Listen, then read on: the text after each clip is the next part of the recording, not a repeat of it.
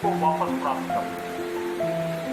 और हम ये नहीं थे जो आज हम माना कि अंग्रेजों के यहाँ से जाने के बाद में हमने अपने मामले, अपने विषय खुद तय करना शुरू कर दिए हैं। लेकिन क्या वास्तव में हम अपने सही विषय तय कर रहे हैं? भारत की जो संस्कृति है वो अत्यंत प्राचीन संस्कृति है। अन्य संस्कृतियों के मामले में भारतीय सभ्यता बहुत ही प्राचीन है। मैं मानता हूं कि कुछ सालों में वैज्ञानिक दृष्टि से बहुत अधिक विकास हुआ है और शायद उसका श्रेय सारे हमारे पश्चिमी देश ले जाते हैं। लेकिन इसके साथ मैं ये भी मानता हूं कि ऐसा नहीं है कि मानव सभ्यता में आज भी विज्ञान संस्कृत के माध्यम से और जो अच्छे गुण उनके अंदर विकसित किए जा रहे हैं, तो ये ही सबसे बड़ी बात है कि वो एक अच्छा इंसान ही बन जाए। तो मुझे भी वो बात दिल को छू गई कि मुझे बच्चों को मैं एक संस्कृत सर एक सब्जेक्ट के रूप में नहीं लेता, मैं संस्कृत को एक बच्चों को संस्कारवान बनाने वाले विषय के रूप में को जाना है, पहचाना है। और मेरा ये मानना है कि हमारे शास्त्रों में, हमारे वेदों में, हमारे पुराणों में या अन्य अनेक जो प्राचीन साहित्य है उसके अंदर ज्ञान का अथाह भंडार है। और मेरे ख्याल विषयों पर तो इतना भंडार है कि वो आज तक मॉडर्न साइंस भी वहां तक नहीं पहुंच पाई, क्योंकि थोड़ी कल्पना बहुत लंबे समय नहीं कर पाती है।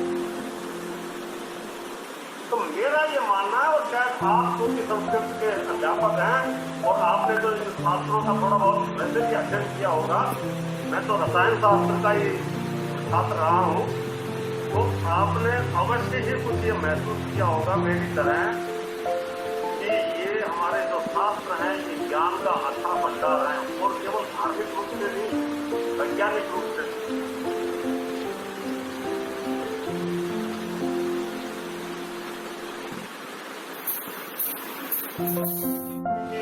एक लड़ाई और अभी जीतनी है हमने, मैं कहता हूँ 2 जीतनी। एक तो ये 3 से 6 करने की और एक कक्षा 1 से शुरू करने की, तो 12वीं तक का तो कर ही दिया है। तो ये लड़ाई है, इसमें हमने आगे बढ़ना है। मैं मानता हूँ कि आप और आप लोगों ने सोच लिया कि हमने कुछ अच्छा करना है, चलें अपने आप बढ़ती जाएंगी पॉलिसी, अपने आप माहौल आपने बनाना है। देखिए ना, देश के प्रधानमंत्री तक यदि संस्कृत की बातें पहुंच रही हैं तो किसी ने तो उसका माहौल बनाया ही होगा। केवड़िया में है रेडियो ज्योति, गंगा नाम की रेडियो ज्योति का उन्होंने उद्घाटन किया, वो संस्कृत भाषा में जो है बोल रही है। तो पहुंची ना एक आम आदमी से और देश के प्रधानमंत्री तक तो वो बात पहुंची। तो ऐसे ही माहौल बनेगा तो ये बात अभी कुछ कहना चाहते हैं आपसे। धन्यवाद सर। नमस्कार सर। क्योंकि कुछ लोगों के घरों पे मुझे ये प्रश्न का चिन्ह दिख रहा है कि ये खत्म कब हो। उन्होंने जन्मा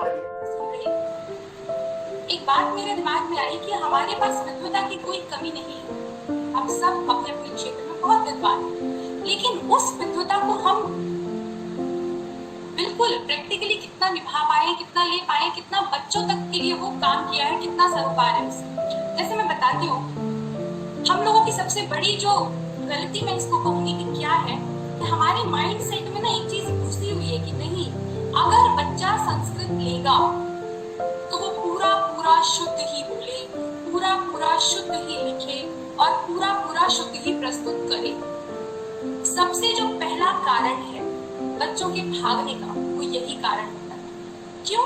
क्योंकि आपने यहाँ पर हमारे जो एजुकेशन सिस्टम में जो व्यवस्था दी है उसमें क्लास 6 में बच्चों को संस्कृत है। आप कैसे उसको कंपेयर कर सकते हो सेम हिंदी और इंग्लिश से? मैं अगर हिंदी और इंग्लिश की बात करूँ तो यहाँ पर हम उसे नर्सरी के जैसे बच्चों को पढ़ाते हैं, फिर भी वो उसमें उतने प्रवीण नहीं है, दक्ष नहीं है। यहाँ पर कोई एक भी, इंक्लूडिंग मी, मैं अपने साथियों की बात करूँ और अपनी भी बात करूँ, तो ना मैं बहुत अच्छी इंग्लिश बोल सकती हूँ, ना मैं बहुत अच्छी हिंदी बोल सकती हूँ। तो अपेक्षा बहुत अच्छी संस्कृत की क्यों है बच्चों से? अगर बच्चा ये कह रहा है अपनी शुरुआती समय में कि अहम पठामि, हमने उसको बता दिया कि मैं पढ़ता हूँ, इसका ये लकार ये वचन आपको प्रयोग करना है, बच्चे ने अगर गलती से अहम पठती भी कह दिया तो क्या परेशानी? इस तरह से वो सीखेगा तो सही। लेकिन संस्कृत शिक्षक क्या करते हैं, उसको शब्द रूप में, धातु रूप में वही फंसाकर छोड़ देते हैं, जैसा कि हमने भी अनुभव किया होगा अपने समय में, और हमारे अंदर एक डर विकसित हो जाता है कि नहीं, ये तो बड़ी क्लिष्ट भाषा है। अभी मैंने पीछे सर्वे किया था बच्चों से कि बेटा ऐसा क्या कारण है कि आप लोग इससे भागते हो, ऐसा क्या है? क्या हमारे अंदर कमी है? क्या हमारे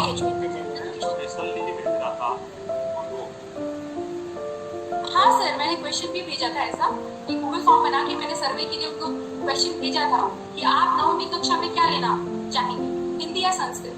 और अगर आप उसको संस्कृत को चुनते हैं तो क्यों चुनते हैं, हिंदी को चुनते हैं तो क्यों चुनते हैं, संस्कृत से भागते हैं तो क्यों भागते हैं? ताकि मैं उन कमियों पे काम कर सकूं, मुझे पता चल सके कि मेरे अंदर जो गुण है मैं उनके अंदर कैसे लेके आई। मैं जब नॉर्थ ईस्ट में आई तो मुझे पता चला, अभी 2 साल पहले से मेरी पोस्टिंग हुई है यहाँ पर, कि यहाँ पर बच्चे हिंदी संस्कृत दोनों से भागते हैं। मैं भी जब आई तो यहाँ पे संख्या ऐसे ही थी, लेकिन मेरा ये अपना प्रण था, मैं कह सकती हूँ कि अगर ये ऑनलाइन नहीं होता तो आज मेरे पास 2 सेक्शन होते, क्योंकि अभी एक ही सेक्शन है, पर मैं छोटे से उसमें एक घिर करके रह गई। आज ये हमारा लेकिन यदि ज्यादा खाना पाना में 9वीं में 52 बच्चे संस्कृत पढ़ रहे हैं, संस्कृत का है, और 15 बच्चे 10वीं में भी पढ़ रहे हैं। बाकी सब विद्यालय और अच्छा कर सकते हैं यदि आप चाहें। हम आज यहाँ बैठ करके विचार मत करेंगे कि क्यों ये संख्या कम रहती है, क्या बच्चों को संस्कृत कठिन लगती है, क्या बच्चों की आज के परिप्रेक्ष्य में संस्कृत की कोई योग्यता नहीं लगती है, या कोई अन्य कारण है, क्या कहीं हमारे में तो कमी नहीं है? देखिए, मैं मानता हूँ कि आपके अंदर कमी 2 प्रकार से सोच सकते हैं हम। एक तो क्या नॉर्मल रूप से कोई आप में कमी निकाल सकता है 6वीं 7वीं 8वीं को पढ़ाने के लिए, एक कमी दूसरे परिप्रेक्ष्य में हम मान सकते हैं। ले जाना चाहते हैं अपने बच्चों को, वहां ले जाए पाए, अब जो ध्येय है उसको पूरा कर पाएंगे। यदि उससे पीछे रह रहे हैं, पहले तो हम ध्येय अपना बड़ा बनाए ना, तो हो सकता है आपको 30 साल के बाद हमारी पोस्ट का, इसमें तो गुरु होता है, गुरु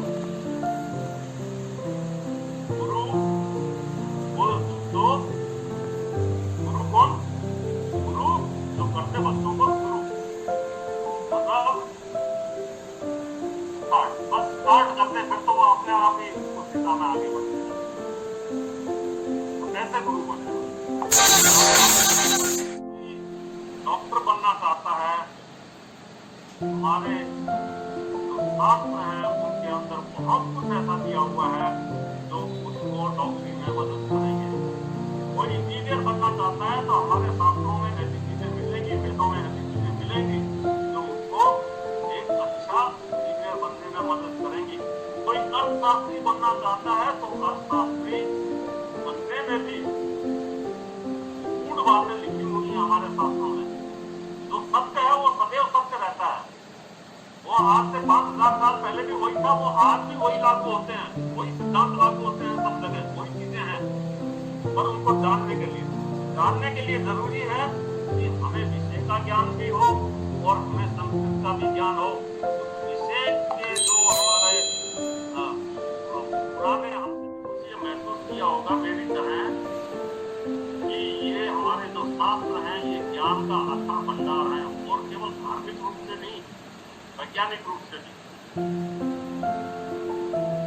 हमारे वेदों ने कौन सा विषय है जैसा जो कवर नहीं किया? हर विषय चाहे वो राजनीति शास्त्र हो, अर्थशास्त्र हो, आयुर्विज्ञान हो, धर्म की बातें हो, सब कुछ समाहित है उसके अंदर। तो उस संस्कृति पर यदि हमें वापस जाना है, उस हमारे खजाने को यदि हमें वापस प्राप्त करना है, तो उस खजाने की कुंजी है संस्कृत भाषा।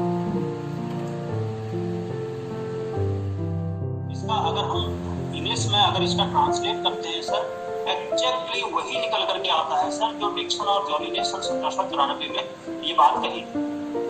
तो ये भाव और ये चीजें हमारी पीढ़ी से वंचित रह जाएगी और जैसा सर ने कहा था कि नाशा वाले लाभ उठा ले जाएगी। ऐसे ही एक दो नहीं, ये तो विद्वत समाज यहाँ पर है, मैं तो बड़ा अल्पज्ञ हूँ, मेरा विषय भी नहीं रहा है, ना थोड़ा बहुत ज्ञान है।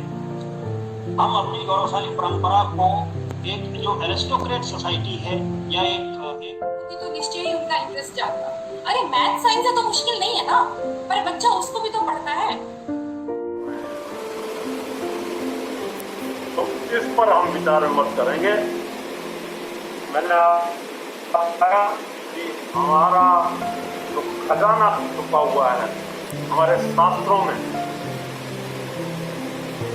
वो उस तक पहुंचने की कुंजी है संस्कृत, क्योंकि वो उसी भाषा में लिखा गया। और संस्कृत भाषा का, हालांकि मैंने इसका अध्ययन नहीं किया है, लेकिन मेरे परिवार में बहुत बड़े बड़े, मेरे परिवार में ऐसे ऐसे विद्वान हैं कि संस्कृत की सहायता से उन्होंने अन्य भाषाओं को, जो पुरानी भाषाएं थी, प्राकृत, ब्राह्मी लिपि, ये सब जो शिलालेखों में मिलती हैं, उनको भी पढ़ना सीखा है। और मेरे परिवार में मेरे दादाजी हैं, ऐसे विद्वान हैं कि कुछ ऐसी भाषाएं वो पढ़ सकते हैं शिलालेखों पे लिखी हुई, तो पूरे भारत में एक या दो ही लोग पढ़ पाते हैं उनके अलावा। तो उस कारण से मैंने चाहे भाषा ना पढ़ी हो, मैं सबसे परेशान कहा जाता था, वही हमें दे दिया गया।